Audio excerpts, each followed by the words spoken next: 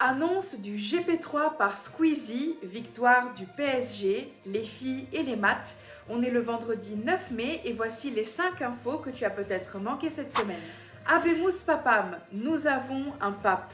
Le conclave du 8 mai a élu pape le cardinal américain Robert Francis Prévost, 69 ans, originaire des États-Unis qui régnera sous le nom de Léo XIV. Missionnaire au Pérou puis haut responsable gouvernemental au Vatican, ce mathématicien et docteur en droit de l'Église a dès sa première bénédiction appelé le monde à la paix.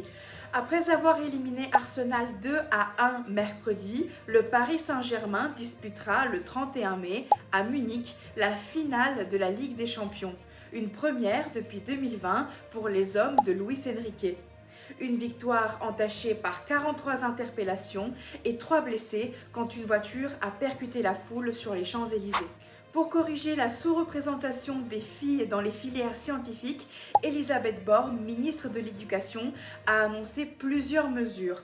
Dès la rentrée, seront expérimentées une dizaine de classes maths-sciences en 4e-3e, devant comporter chacune au moins 50% de filles dans 5 académies. Le ministère vise 30 000 lycéennes supplémentaires pour l'aspect maths d'ici 2030 et au moins 30% d'étudiantes en classe prépa scientifique.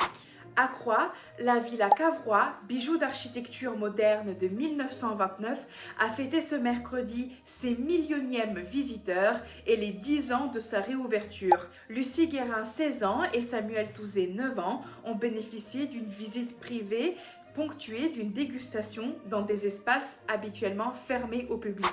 Et cela fait des mois que Squeezie répète qu'il n'y aura pas de GP3 malgré avoir été aperçu au Mans pour des entraînements. Pourtant, jeudi, dans une story, il a teasé la 3e édition de son iconique course de Formule 4 entre streamers et youtubeurs.